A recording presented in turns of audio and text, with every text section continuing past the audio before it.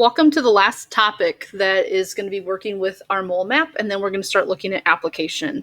And so we're going to connect all of the pieces now. We've worked with mass, we've worked with particles, we've connected the two. Now we're going to talk about volume, which impacts gases.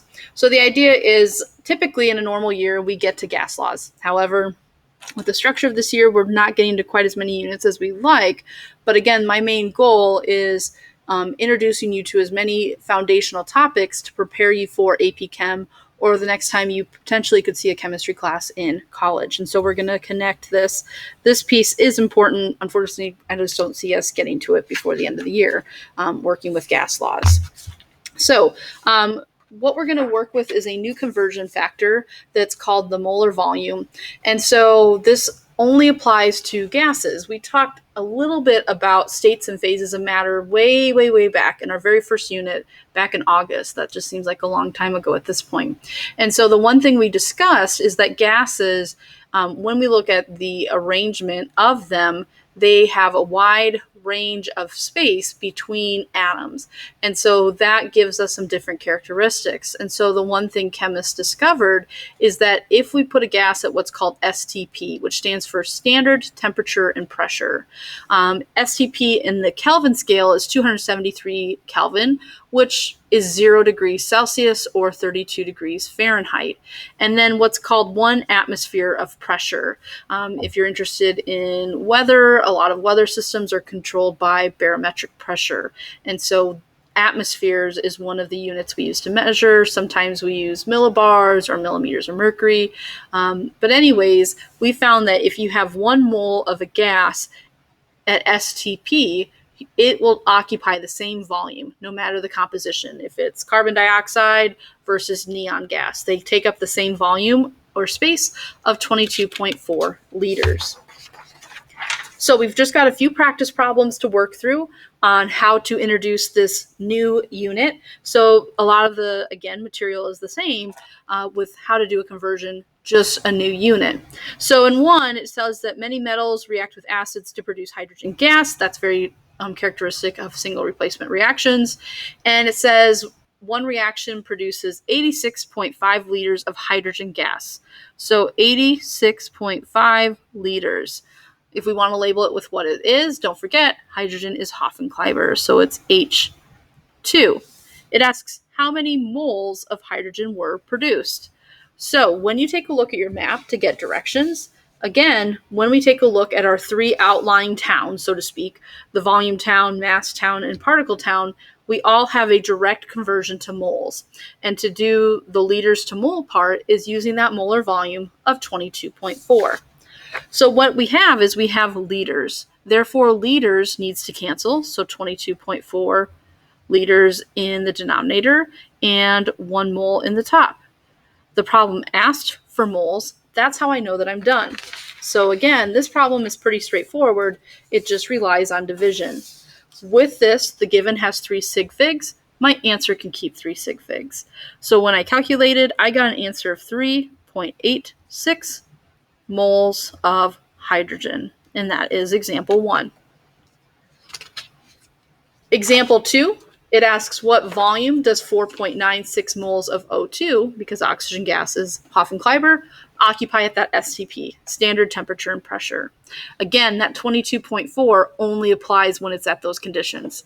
If we would have time, we would get into what happens to gases outside of that realm. So we have 4.96 moles of O2. It wants to know what volume, meaning liters. Again, we have our roadmap here. We have moles, it wants volume. So it's a 1-step conversion that directly connects moles to liters using that 22.4 liters to 1 mole. This is a multiplication scenario then in order to solve. My given has 3 sig figs. This one has to get cut off at 111 to keep those 3 sig figs. And this is liters of oxygen for my final answer for number 2. So in example 3, it says if you have 867 liters of nitrogen, so I know what my given is,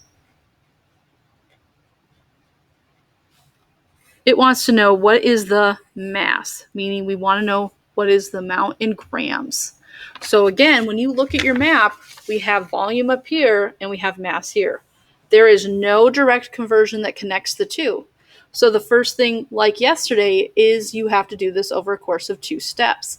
So we need to use our molar volume conversion first. I have liters as my given unit, therefore liters will be what I divide by. 1 mole to the top. From there, it then asks for mass. So now I need to get to this portion, and again, anytime you work with mass, you need a molar mass. So nitrogen is Hoffenkleiber. So the mass of it is that we have 2 nitrogens times 14.01.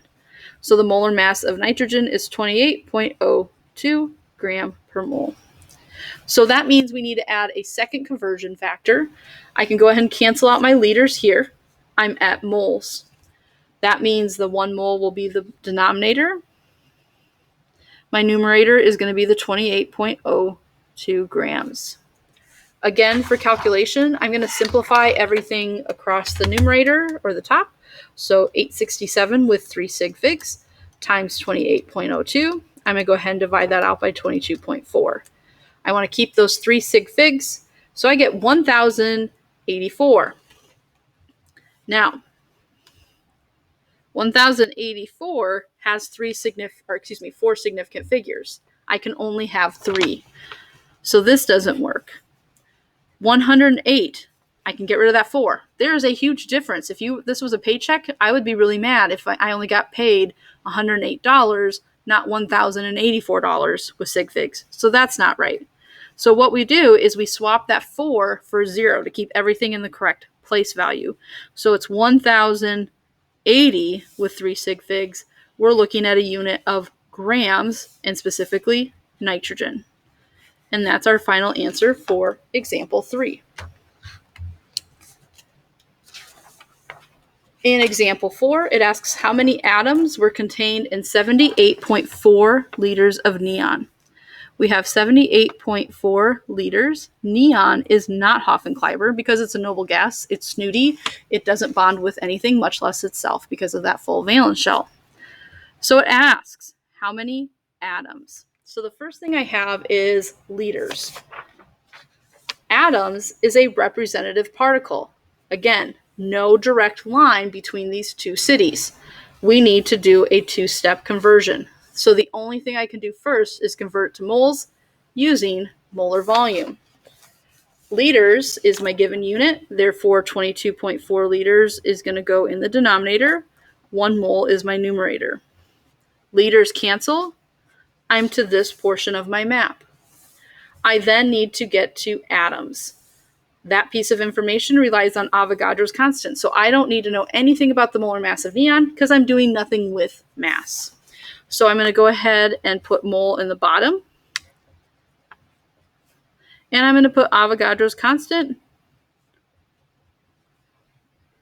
across the top here.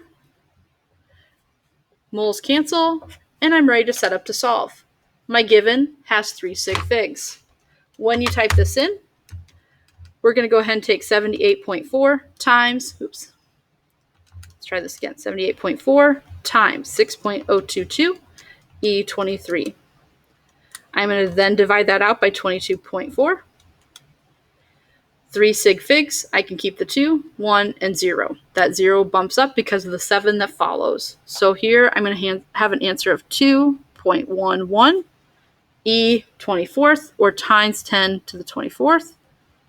And I'm looking at a unit of atoms of neon. All right, one last example, and we have connected our mole map. It asks, what is the volume of 43.7 grams of carbon dioxide? So my given is this 43.7 grams of CO2.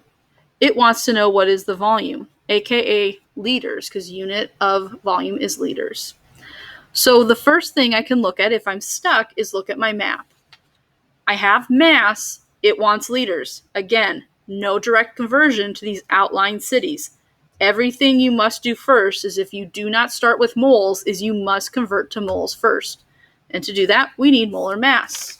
We are working with a compound, carbon dioxide, so we do need to calculate its molar mass.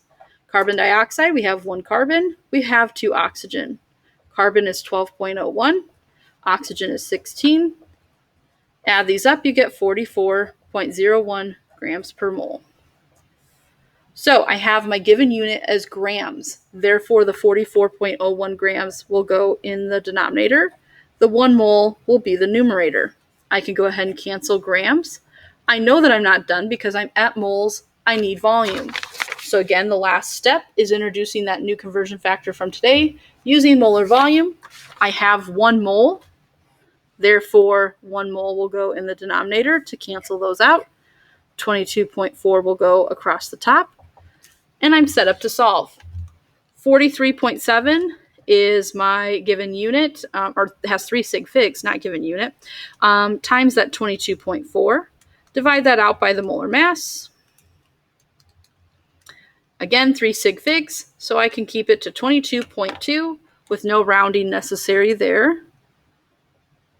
I have a unit of liters of carbon dioxide. So we have now completed necessary conversions that rely on this map. Those conversions are going to be really, really essential for the last bit of class that we have for this year, and especially if you go on to take more chemistry. If you need help, please let me know.